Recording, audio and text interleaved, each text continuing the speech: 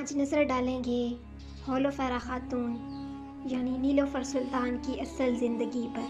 نیلوفر خاتون، جن کا اصل نام ہولوفیرا خاتون تھا، ایک بازندینی شہزادی تھی اور عیسائی مذہب سے تعلق رکھتی تھی۔ ہولوفیرا یار حصار کے گورنر کی بیٹی تھی۔ باہمی تعلقات مضبوط کرنے کے لیے ہولوفیرا کے والد نے ہولوفیرا کی شادی پیلیجک کے گورنر سے طے کر دی۔ کچھ تاریخ دانوں کا کہنا ہے کہ ہولوفیرا کی منگنی پیلیجک کے گورنر کے بیٹے سے ہو چکی تھی۔ اس بات میں تاریخ دانوں کا اختلاف پایا جاتا ہے۔ بہرحال یہ شادی ہونے سے پہلے ہی عثمان غازی اور آرحان غازی نے مل کر پیلیجک اور یار حصار کو فتح کر لیا۔ فتح کے بعد گرفتار ہونے والے قیدیوں میں ہولوفیرا خاتون بھی شامل تھیں، جنہیں مال غنیمت کے طور پر قید کر لیا گیا، مگر ہولوفیرا خاتون کے ساتھ انتہائی حسن سلوک برتا گیا۔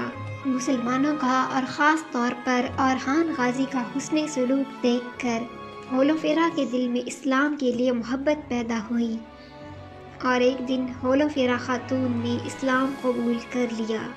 عثمان غازی نے ان کا نام نیلوفر خاتون رکھا اور ان کی شادی اپنے بیٹے آرحان غازی سے کروا دی اور اس طرح انہیں عثمانی سلطنت کی ملکہ بنایا۔ ہولوفیرا خاتون کے 3 بیٹے تھے، قاسم، سلیمان اور مراد اول۔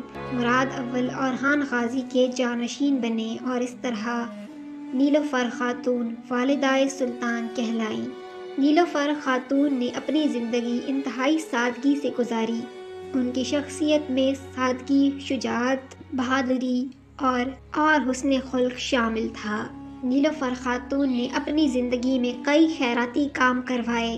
انہوں نے عوام کے لیے جگہ جگہ مدرسے تعمیر کروائے اور آنے جانے والے مسافروں کے لیے ہر جگہ لنگر خانے بنوائے۔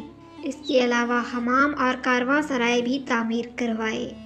انہوں نے ایک وقف بھی قائم کیا جس سے ان کے فلاحی کاموں کی مالی معاونت ہوتی رہی۔ ہولوفیرا کا حسن اخلاق اور بہادری اور ان کی عقل مندی سلطنت عثمانیہ میں مشہور ہو گئی۔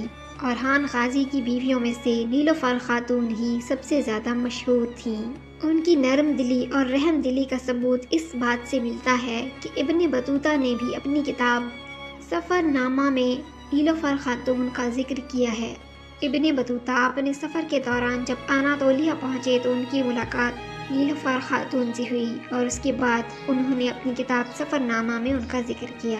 دوسرا ثبوت یہ ہے کہ ان کے بیٹے مراد اول نے، جو آرحان غازی کے جانشین بنے اور سلطان بنے، 1388 میں ازنیک میں نیلوفر خاتون کے نام سے عمارت تعمیر کروائی جو ان کی یاد میں وقف تھی اور آج بھی یہ عمارت موجود ہے۔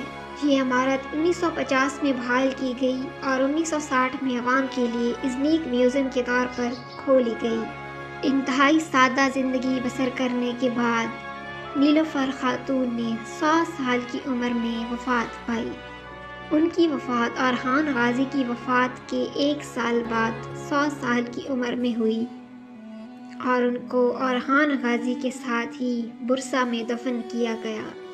مگر نیلوفر خاتون اپنے اچھے اخلاق اور رحم دلی اور بہادری کی وجہ سے آج بھی لوگوں کے دلوں میں زندہ ہے۔